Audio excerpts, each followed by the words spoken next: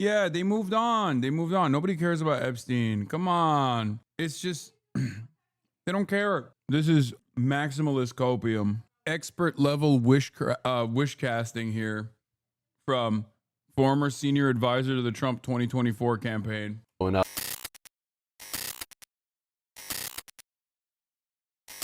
Top Trump officials will discuss Epstein strategy at dinner. Really, the White House and the Justice Department as well on how all of this has been handled. Now, this meeting comes, as we broke yesterday as well, that we know that there was an audio recording made when Blanche went to Florida to sit down and interview Ghislaine Maxwell, of course, Jeffrey Epstein. 2025 is all pedos getting exposed. Diddy, Epstein, and now this. Brother, it doesn't even matter. They're literally getting outed, and then the administration is actively defending them and themselves.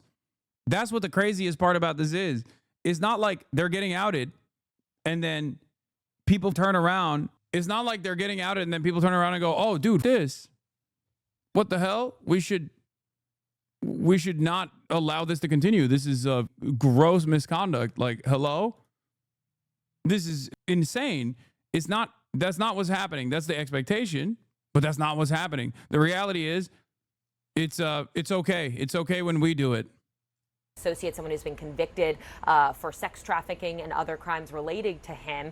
He interviewed her for more than 10 hours, I'm told. And now the Trump administration, and specifically the Justice Department, is going through digitizing that audio, transcribing it, redacting portions of it. And there's really a question of if, and more so when, they will release that publicly. When I talked to some officials here at the White House, they said that it could be as early as this week that they publish that information. Now, all of this, as well as coming as we're hearing that behind the scenes, there have been some conversations, these officials tell me more preliminary, about having Blanche do a press conference or even appear for a high profile interview, including possibly with Joe Rogan. Again, they say that that is not decided. These discussions have been preliminary, but some of the background, again, is we're seeing kind of the messaging and the strategy over Epstein come into light, particularly at a time when we know that the administration had been very quiet and kind of struggling with how they wanted to move forward with all of this. And I also think one just thing to point out as well about some of these discussions is that they are kind of twofold. There have been people here within the White House who have said, you know, a lot of the Epstein coverage has died down. The story is kind of quiet right now. Why bring this back up and resurface it at a time when they're more successfully kind of avoiding it? But then there's a lot of people as well who believe that this is an opportunity to retake the narrative here, control of that, and also try to control the optics more. So, you know, stay tuned for whatever decision they make, but there'll be a lot of this discussed this evening when they gather at the vice president's residence. Yeah, it will certainly be interesting to see what comes out of that. Elena Trine at the White House, thank you so much. Tonight, Vice President Vance will host key members of the administration to discuss whether or not to release the tapes of Jeffrey Epstein's co-conspirator, Ghislaine Maxwell's interview last month. The Attorney General, FBI Director, and others will attend. At the same time, the House Oversight Committee issued subpoenas to nearly a dozen former officials as it broadens its investigation into the Epstein files. Among those included Bill and Hillary Clinton, and Republicans are zeroing in on the former president for his documented association with Epstein. In a subpoena to Mrs. Clinton, Republicans cited her hiring of Ghislaine Maxwell's nephew in her 2008 presidential campaign. I'm going to bring in the group chat to talk about this. The thing that is confusing about this is if you're trying to tell the world that there's no longer conspiracy, do you have a dinner where you all get in a room privately and talk about it? Yeah, and talk about what they're going to release and what they're not going to release. This does seem to be exactly the kind of thing that many of the people who will be in the room tonight at this dinner talked about before as the things that government did to hide the Epstein files. Right, because this tape and this audio recording is of the Deputy Attorney General, Todd Blanche, who was Trump's former attorney. Right, and it includes Kash Patel and J.D. Vance, who both of them spent quite a bit of time talking about releasing the files. So, look, they are now talking about what they are going to release and what they are not going to release. And they're doing it in a meeting that was not announced. Our colleagues reported about it. They found out about it. They're doing it behind closed doors.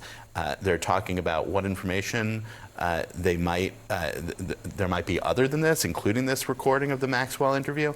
This does seem to be like I said, the kind of thing that would feed the conspiracy thinking of exactly the people who. Hey guys, don't assume that we're conspiring in our shady backroom conspiracy meeting where we are specifically going to talk about how this is not a conspiracy.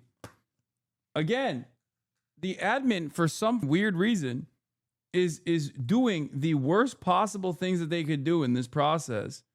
But I guess they feel emboldened because there are no repercussions ever. That's it, right? I guess they're thinking like, oh, it's all good because like Ghislaine said Trump innocent. You know, the file sex trafficker herself, who also has perjured in the very same court case where she was found guilty of doing pedophilia sex trafficking. I guess that settles that, you know?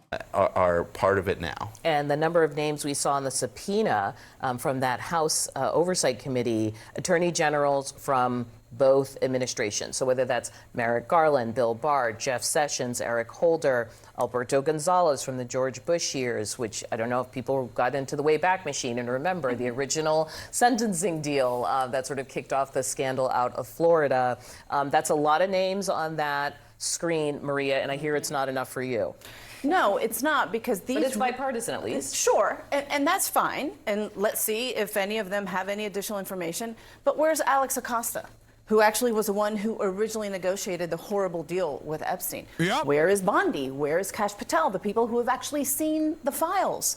If you're going to subpoena Bill Clinton, because of course Republicans are like, oh, well, he was Epstein's friend. Guess who else was Epstein's good friend? Donald Trump. So this, to me, is, again, another distraction and another excuse for them to be able to say, oh, look what we're doing. We really do want transparency. That's just BS. They don't want transparency. They don't want anyone to testify that is going to be able to say that Donald Trump is in the Epstein files, period. With me now, former senior advisor for the Trump-Vance campaign, Brian Lanza, and senior advisor of our Republican Legacy Initiative, Rena Shah. Welcome to you both. Rena, you're up first. This meeting that's happening at the vice president's residence, and we've gone through the list of the attendees. There's maybe going to be a press conference, interview on Joe Rogan with Todd Blanchard being discussed. What do you think? Does this quell the criticism from MAGA world? Absolutely not. Just to be very frank about where we're at in this timeline, fresh subpoenas, victim statements, and a deepening political divide between the American public and this White House. Something like 90% of Americans, if you're looking at any polling on this, want these files released. That includes 83% of Republicans. How this chorus doesn't continue to get louder, I don't know. And it's all about what's at the core of the matter here. And this fallout really has stemmed from the Trump administration's real crazy reversal on releasing these so-called files, right? This was about them saying, we want transparency, we want accountability on the campaign trail. But hey, when you're sitting there in a position to do it, what's with the silence? What's with the I don't know? And what's with sort of the slow pace to get to a solution?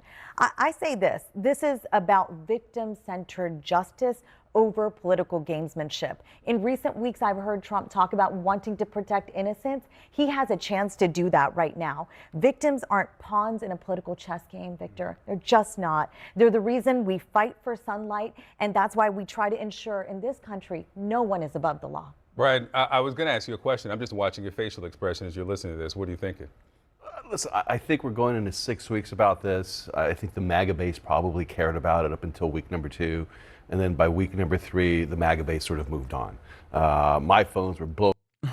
Okay, bro. Yeah, they moved on. They moved on. Nobody cares about Epstein. Come on. It's just, they don't care. This is maximalist copium. Expert level wish casting here from former senior advisor to the Trump 2024 campaign. Going up the first 2 weeks saying what's going to happen, how can the president do this? And then the issue kind of got co-opted by the never-Trumpers in the media. And that sort of turned off the MAGA base to actually caring about this as much. Now, the administration has a problem. They've made commitments. There's a calendar. There's going to be a timeline of information that has to come out. That's what I suspect the meeting is at the vice president's office, is you have to talk about timeline. Because there's going to be release valves along the way. Well, more than timeline, is the meeting not an acknowledgement that they are bungling the messaging here, that they need all these people in the same room? I think the fact that 6 weeks in, as you said. I think the fact that we're 6 weeks into this shows that they have not moved sort of beyond, something. They need release valves. The audio from the interview, that's a release valve. The transcript. These are things that it's drip, drip, drip, and it shouldn't be.